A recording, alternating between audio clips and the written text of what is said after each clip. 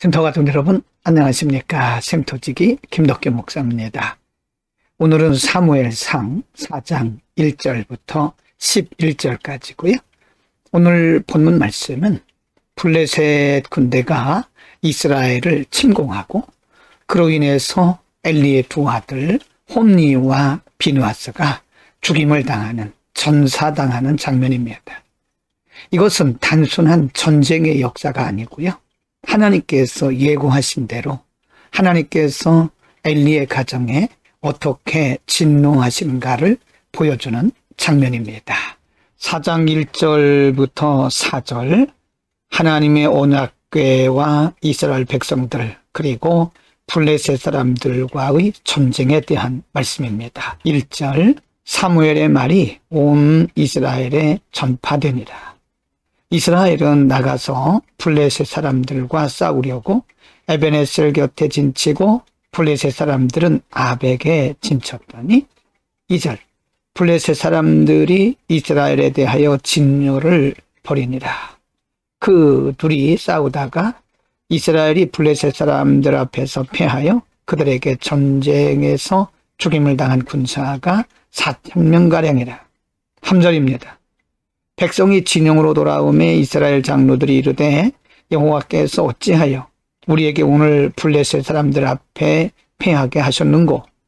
여호와의 언약궤를 실로에서 우리에게로 가져다가 우리 중에 있게 하여 그것으로 우리를 우리 원수들의 손에서 구원하게 하자 하니 4절, 이에 백성이 실로의 사람을 보내어 그룹 사이에 계신 만군의 여호와의 언약궤를 거기서 가져왔고 엘리의 두 아들 홈니와 비느하스는 하나님의 언약궤와 함께 거기에 있었더라. 블레셋 군대의 침입을 받은 이스라엘 백성들의 장로들은 하나님의 언약궤를 모셔오면 전쟁에서 이길 수 있다고 하는 미신적인 신앙을 가지고 있었던 것입니다.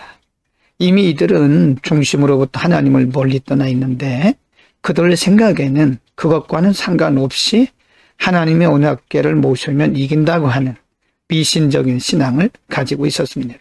4장 5절, 6절, 7절에서 하나님의 언약궤가 이스라엘 백성들 가운데 들어오게 될 때 일어났던 상황, 그리고 블레셋 사람들의 반응에 대해서 기록을 하고 있습니다. 5절, 여호와의 언약궤가 진영에 들어올 때에 온 이스라엘이 큰 소리로 외치며 땅이 울린지라. 6절입니다. 블레셋 사람이 그 외치는 소리를 듣고 이르되 히브리 진영에서 큰 소리로 외침은 어찌 되느냐 하다가 여호와의 궤가 진영에 들어온 줄을 깨달은지라. 7절, 블레셋 사람이 두려워하여 이르되 신이 진영에 이르렀도다 하고 또 이르되 우리에게 화로다. 전날에는 이런 일이 없었도다. 블레셋 사람들도 역시 하나님의 언약궤가 이스라엘 진에 들어왔기 때문에 그들에게 위기가 닥쳤다고 생각을 하고 있는 겁니다. 역시 이들도 우상 숭배하는 사람들이기 때문에 그런 생각을 하게 된 거죠. 4장 8절부터 11절에서는 블레셋 사람들에 의해서 엘리의 두 아들 홈니와 비느하스가 죽임을 당하는 장면입니다. 8절, 우리에게 화로다. 누가 우리를 이 능한 신들의 손에서 건지리오? 그들은 광야에서 여러 가지 재앙으로 애굽인을 친 신들이니라. 9절, 너희 블레셋 사람들아 강하게 되며 대장부가 되라. 우리가 히브리 사람의 종 되기를 그들이 너희의 종이 되었던 것 같이 되지 말고 대장부같이 되어 싸우라 하고 10절, 블레셋 사람들이 쳤더니 이스라엘이 패하여 각기 장막으로 도망하였고 살육이 심히 커서 이스라엘 보병에 엎드러진 자가 3만 명이었으며 11절, 하나님의 궤는 빼앗겼고 엘리의 두 아들 홈니와 비느하스는 죽임을 당하였더라. 이스라엘 백성들의 생각에서 완전히 빗나간 겁니다. 이스라엘 백성들은 하나님의 궤를 모셔오면 블레셋과의 전쟁에서 이길 것이라고 생각했는데 그들의 생각이 완전히 빗나가게 된 거죠.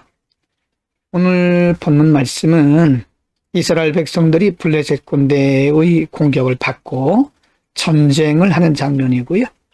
이스라엘 백성들은 그 전쟁에서 불리하게 되자 하나님의 언약궤를 모셔오면 이길 수 있다고 하는 미신적인 생각을 가졌습니다.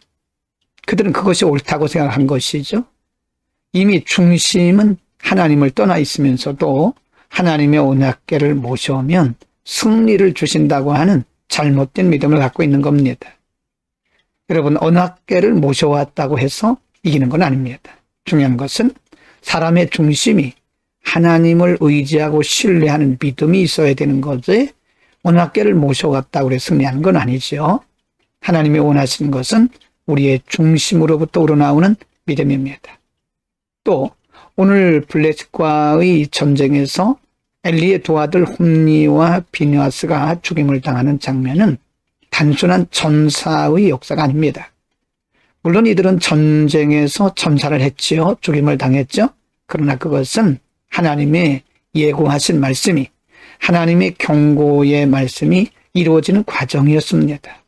하나님의 말씀은 반드시 이루어집니다. 그래서 우리가 하나님의 말씀을 무시하고 하나님의 말씀을 우리가 함부로 하거나 그 말씀을 여벌로 들어서는 안 됩니다. 하나님의 말씀은 반드시 성취력을 가지고 있습니다.